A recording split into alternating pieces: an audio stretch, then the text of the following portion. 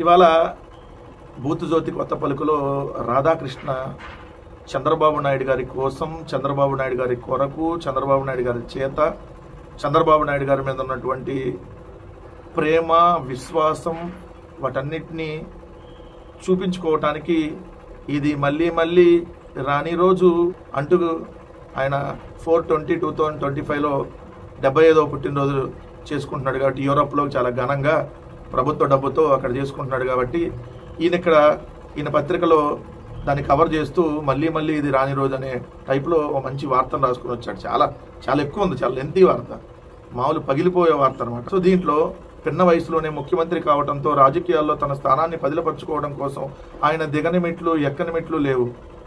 దిగని మెట్లు ఎక్కని మెట్లు కాదు, ఆయన పోట్లు పడవనన్ని వెన్నుపోట్లు లేవు, పట్టుకోనన్ని కాళ్ళు లేవు.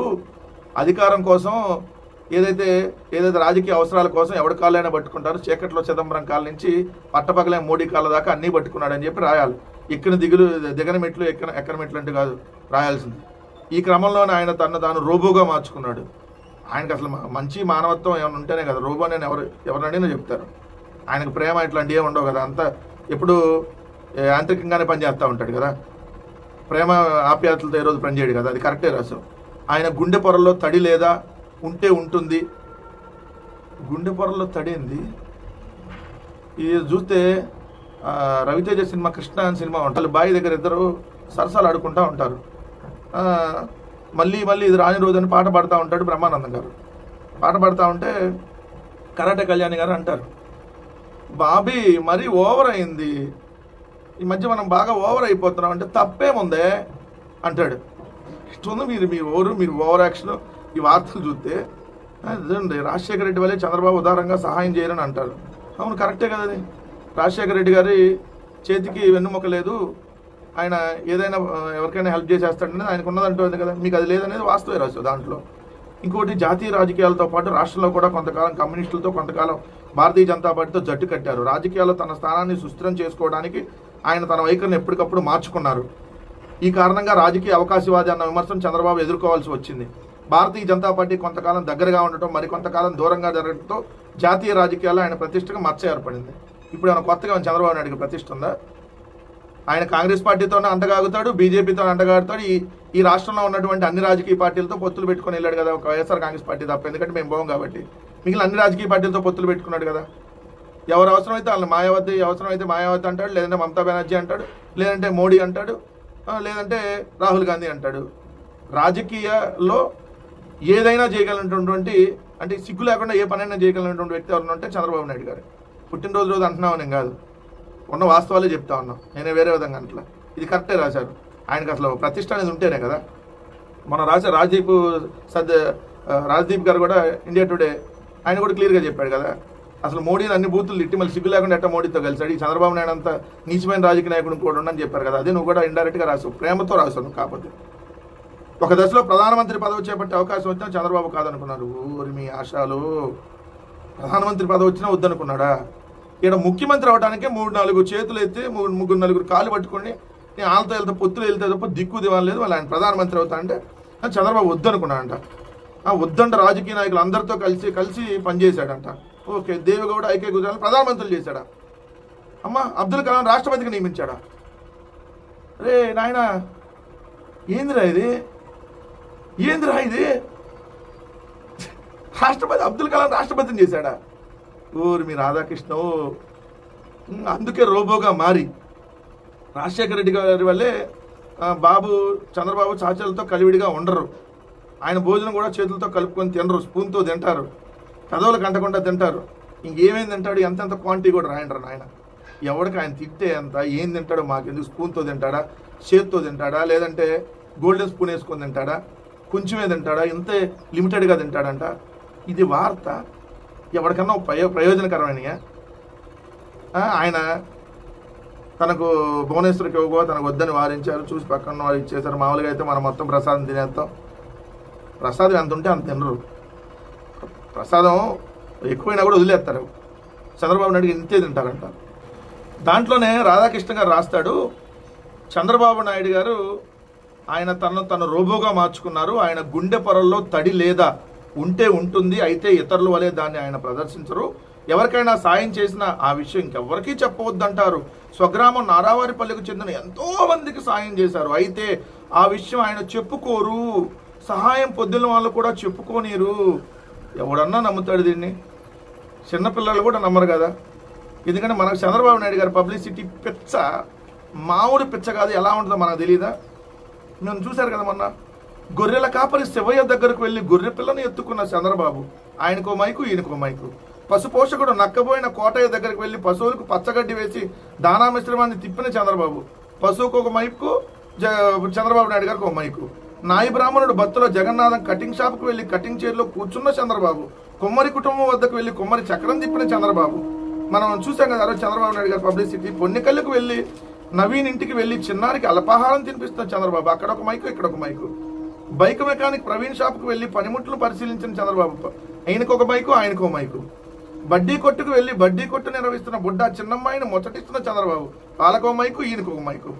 ఏదైతే పల్నాడు జిల్లాలో ఏడుకొండల ఇంట్లో గ్యాస్ పై మీద హెరిటేజ్ పాలతో కాఫీ పెట్టిన చంద్రబాబు. అక్కడొక మైకు, ఇక్కడొక మైకు.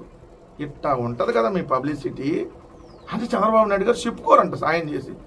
ఏమీ చేయకుండానే 100 కోట్ల పబ్లిసిటీ కార్యక్రమాలు చేసేటటువంటి తంతు నీ దగ్గర ఉంటుంది. మళ్ళీ ఇంత బూతు వార్త రాస్తే అట్లా బూత్ కిట్టు. ఇంకోటి అభివృద్ధి కొరకే చంద్రబాబు అవకాశ రాజకీయాలు అయి ఉండవచ్చు, కానీ తెలుగునాట ఇంత సుదీర్ఘకాలం కీలక పాత్ర పోషిస్తున్నారంటే ఆయన ఎప్పటికప్పుడు వైఖరులు మార్చుకోవడం ప్రధాన కారణం. ఇది కాదు అవకాశవాద రాజకీయాలు అయి ఉండొచ్చు కాదు, పక్తు అవకాశవాద రాజకీయ నాయకుడు ఎవడన్నా ఉన్నాడు ఈ దేశంలో అంటే అదొక చంద్రబాబు నాయుడు గారే. తన రాజకీయ అవసరాల కోసం ఏ విధమైనటువంటి నీచమైనటువంటి కార్యక్రమాలను చేసేటటువంటి వాడు ఎవరన్నా ఉన్నారంటే అది చంద్రబాబు నాయుడు గారే. దాంట్లో మీరు రాస్తారు 96 ఎన్నికల్లో అంట లోక్సభలో కడ పార్లమెంట్ స్థానానికి పోటీ చేసిన రాజశేఖర రెడ్డి గారిని ఓడించే అవకాశం ఉన్నాయంట. చంద్రబాబు మాత్రం ఆ పని చేయలేదంట. అందుకనే అంట ఆయనకు 45,000 మెజార్టీ వచ్చిందంట, లేదంటే ఓడిపోయేవాడంట. ఓడించడానికి మీరు విశ్వ ప్రయత్నాలు చేశారనేది ఏ చిన్నపిల్లాడి అంటే చెప్తారు. మళ్ళీ దాన్ని ఎందుకు ఈరోజు మసిబూసి మారేడుకాయ చేసేటటువంటి కార్యక్రమం. సో మీరు ఆల్రెడీ ఓడించడానికి అనేక రకాల ప్రయత్నాలు చేశారనేది అందరికీ తెలుసు, కానీ ఓడించలేకపోయారు అనేది కూడా అందరికీ తెలుసు. 2, మీరు ఎన్టీఆర్ జీవితంలో లక్ష్మీపార్వతి ప్రవేశించడంలో చంద్రబాబుకు అనేక ఇబ్బందులు ఎదుర్కొన్నారు. ఎందుకు? ఆమె చేసినటువంటి నీచ కార్యక్రమాలని రామారావు గారికి చెప్తున్నారు కాబట్టి రామారావు గారికి తెలిసిపోతుంది కాబట్టి చంద్రబాబు నాయుడు గారు అంత దుర్మార్గుడు, అందుకని ఆయన అనేక ఇబ్బందులు ఎదుర్కొన్నారు. అనేక ఇబ్బందులు ఎదుర్కొన్నారంటే ఇదే ఎన్టీఆర్పై లక్ష్మీపార్వతి ప్రభావం అధికంగా ఉండటంతో ఆయన అనేక సందర్భాల్లో పార్టీ వ్యవహారాల్లో చంద్రబాబు మాట చెల్లుబాటు అయ్యేది కాదు. నువ్వు సారా బాటిలింగ్ ప్లాంట్కి 3 కోట్ల కమిషను, అది 3 కోట్లు లంచాలు తీసుకోవటం, ఇట్లా నీ మొత్తం లంచాలు తీసుకున్న చరిత్ర అంతా రామారావు గారు తెలుసు కాబట్టి నేను పక్కన పెట్టారు. అందుకని నీకు పార్టీలో అక్కడ కొద్దిగా సముచిత స్థానాన్ని తగ్గిస్తా వస్తున్నారనేటువంటి ఆలోచనతో నువ్వు వెన్నుపోటు పొడిచావు. అది రాయాలి కదా. దాని తర్వాత చంద్రబాబు పరిస్థితి చేయి దాటిపోతుందని భావించిన చంద్రబాబు నాయుడు పార్టీలో మరో ముఖ్యుడిగా ఉన్న దగ్గుబాటి వెంకటేశ్వరరావుని కలుపుకొని ఎన్టీఆర్ కుటుంబాన్ని తన వైపు తిప్పుకున్నారు. లక్ష్మీపార్వతికి వ్యతిరేకంగా ఎన్టీఆర్పై తిరుగుబాటు చేయటం, ముఖ్యమంత్రిగా చంద్రబాబు బాధ్యతలు చేపట్టడం. మరి చెప్పులేసి ఎన్ని రాయలేదే? మధ్యలో చెప్పులు వేయించి మానసికంగా ఆయన వేదన గురి చేసింది. ఆయన ఎట్లా చనిపోయాడు, ఆయన పార్టీ గుర్తులను నువ్వు ఎట్లా లాక్కున్నావు, ఏ విధంగా ఆయన కుంగి కృషించి చనిపోయేటట్టు చేసావు, ఇది కదా రాయాల్సినటువంటి వార్త. ఎన్టీఆర్ కుటుంబాన్ని అంతా తన వైపు తిప్పుకున్నాడంట. నువ్వు ఎవరైనా తిప్పుకోగలవు. ఓ పక్క మోడీని తిప్పుకుంటావు, ఓ పక్క రాహుల్ గాంధీని తిప్పుకుంటావు. సో నువ్వు ఎట్టయినా అసలు నీ అంత భక్తు రాజకీయ నాకు లేదు. చెప్పా కదా, వెళ్ళి అవసరమైతే కాళ్ళు పట్టుకొని 7 గోళ్ళు కూడా తెస్తావు. నేను నోట్తో తెస్తానండి అవసరమైతే అంటావు. అవసరం లేదనుకో అతను జుట్టు పట్టుకొని ఈడ్చీడ్చి కొడతావు. అది నీ క్యారెక్టర్. నీ గురించి తెలియదు అనుకొని రాస్తున్నాడు ఇలా. అంటే ఈ తరం వాళ్ళకి తెలియదేమో అని చెప్పి. ఆల్రెడీ ఇంటర్నెట్ వచ్చినాక అన్నీ తెలిసిపోతుంది మీ భాగవతాలు. జగన్ అండ్ కో నోటికి పని చెప్తున్నారు. నిజానికి ఇప్పుడు రాష్ట్రంలో ఎవరు అధికారంలో ఉన్నారనే సందేహం తెలుగు తమ్ముల్లో ఏర్పడటానికి కారణం లేకపోలేదు. ఇది వాళ్ళు అధికారంలో ఎవరున్నారో అనే సందేహం వాళ్ళకి ఏర్పడుతుందా? పర్లేదు. అయితే వైసీపీకి చెందినవారు రొమ్ము విరుచుకొని తిరుగుతుండగా జగన్ రెడ్డి మళ్ళీ అధికారంలోకి వస్తే అన్న భయంతో తెలుగుదేశం వాళ్ళు బిక్కుమంటున్నారు. ఇప్పుడే ఉంది, ఇంకా ముందుంది ముసళ్ళ పండగ. వైఎస్ఆర్ కాంగ్రెస్ పార్టీ వాళ్ళు మంచిగుంటే మంచి. వైఎస్ఆర్ కాంగ్రెస్ పార్టీ వాళ్ళతో ఎవరన్నా మంచిగున్నారనుకో ప్రాణాలు ఇస్తాం అవసరం అయితే. వైఎస్ఆర్ కాంగ్రెస్ పార్టీకి కీడు తలపెట్టాలని చూశారనుకోండి ఖచ్చితంగా న్యాయస్థానాల్లో నిలబెడతాం తీసుకొని వెళ్ళి. మేమేం సంపేసో పొడిచేసి బీలా కాదు, ఖచ్చితంగా న్యాయపరంగానే పోతాం. సో ఇప్పుడే ఉంది, ముందుంది తెలుగుదేశం వాళ్ళకి సినిమా. తెలుగుదేశం జనసేన వాళ్ళకి సినిమా చూపిస్తా మామ అనేది ఉంటుంది కదా, మామూలు కదా, ఒకేసారి 100 సినిమాలు వేస్తే ఎట్లా ఉంటుందో రుబ్బి మిక్సీలో వేసి ఆ విధంగా చూపిస్తాం. ఎందుకు తొందర ఎందుకు? మీరు ఈ 10 నెలల్లో మమ్మల్ని వేధించి మేము పుస్తకాల్లో రాసుకోవాలా, ఇక్కడ ఆల్రెడీ పెట్టుకొని ఉన్నాం. ఇక్కడ పెట్టుకుంది పోవాలంటే తొందరగా పోదు, దాన్ని ఇంకా ఇక్కడ పెట్టుకునే దాకా వెళ్తున్నాం. ఇక్కడది అసలు పోదు కదా. సో ఖచ్చితంగా ఎందుకు వదులుతాం? సో మీరు చేస్తున్నటువంటి కార్యక్రమాలు మీరు రెచ్చగొట్టి ఇంకా తెలుగుదేశం వాళ్ళు రెచ్చగొట్టి తిట్ట రాస్తే ఖచ్చితంగా రొమ్ము విడుచుకొనే తిరుగుతాం. నిజాయితీగా మేము బతికాం కాబట్టి తిరుగుతున్నాం, నిజాయితీగా రాజకీయాలు చేశాం కాబట్టి తిరుగుతున్నాం.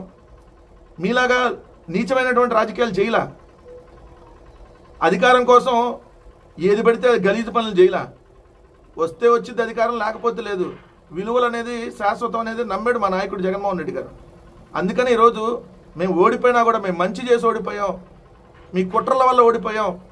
సో మేము ప్రజలకు మంచి చేశాం కాబట్టి ధైర్యంగా కాలర్ పైకి ఎగరేసి ఎస్ వైఎస్ఆర్ కాంగ్రెస్ పార్టీ కార్యకర్త అని చెప్పి గర్వంగా చెప్పుకుంటాం. బతికినంత కాలం జగన్మోహన్ రెడ్డి గారి అభిమానిగానే బతుకుతాం, చనిపోయినా కూడా జగన్మోహన్ రెడ్డి గారి అభిమానిగానే చనిపోతాం అని చెప్పి ఈరోజు గర్వంగా చెప్పుకుంటాం. అది మా నాయకుడు, అది మా లీడర్షిప్, మా నాయకుడికి ఉన్నటువంటి క్వాలిటీ. అది 75 ఏళ్ళు వచ్చినాయి, ఏడన్నా ఉన్నాయి చంద్రబాబు నాయుడు గారికి? చెప్పమండి. నువ్వు రాసావు కదా, భయంతో బిక్కుబిక్కుమంటూ తెలుగుదేశం వాళ్ళు తిరుగుతున్నారని చెప్పి. నిజాయితీగా బతికేవాడైతే బిక్కుబిక్కుమంటూ తిరగాల్సిన పని లేదు. అంటే వాళ్ళు నిజాయితీగా వ్యవహరించట్లేదు, అన్యాయంగా అక్రమంగా వెళ్తున్నారనేది క్లియర్గా నువ్వే చెప్పదలుచుకున్నావు.